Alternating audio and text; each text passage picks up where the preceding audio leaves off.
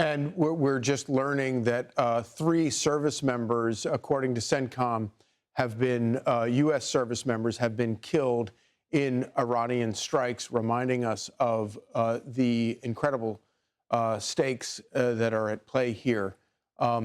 Earlier, we were talking about the. By the way, 5 have been seriously wounded as well. Yeah.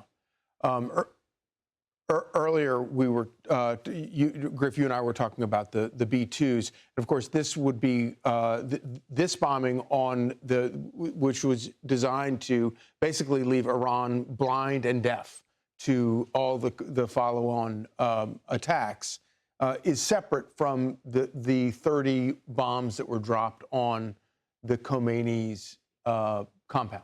That's correct, because, again, what they're trying to do is to hit targets, in the case of this B-2 mission, to take out the ballistic missiles. And they've used the bunker busters because those are deep underneath the ground in some cases. And with the attack on the meeting that was happening, the intelligence they got, that's in obviously the building, that spectacular video we saw.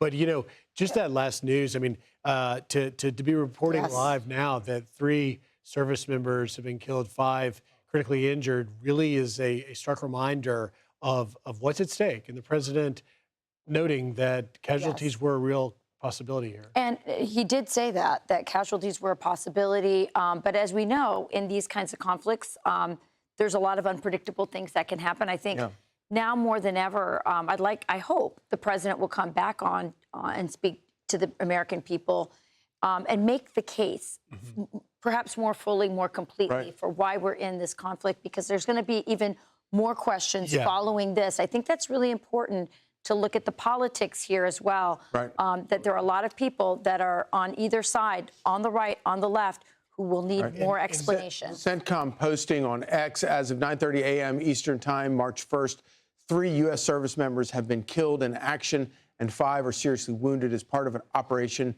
Epic Fury. Several others sustained minor shrapnel injuries and concussions and are in the process of being returned to duty.